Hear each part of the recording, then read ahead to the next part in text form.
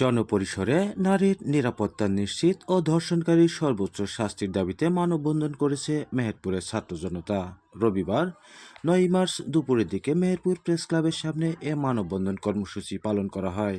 এ সময় শিক্ষার্থীদের হাতে ধর্ষকের ফাঁসি চাই, আইনের কঠোর প্রয়োগ চাই, সারা বাংলা খবর দে, ধর্ষকদের কবর দে, আমি আসিয়া হতে চাই না, নারী নিপীড়ন বন্ধ করো ইত্যাদি প্লেকার্ড দেখা যায়।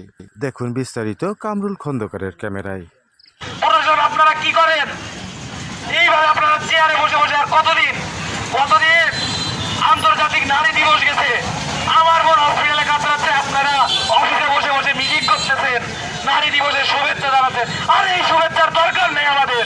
সোজাভাবে বলতে চাই, ধর্ষকের একমাত্র শাস্তি মৃত্যুদণ্ড। জনসম্মুখে জনসমাগমে প্রকাশ্যে এনে তাকে মৃত্যুদণ্ড দিতে হবে।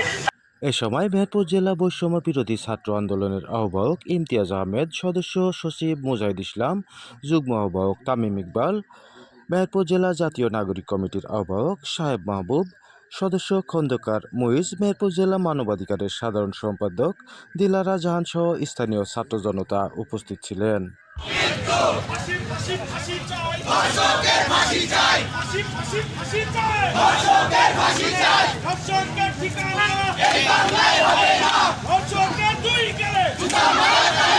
দৈনিক আজকের বাংলা .net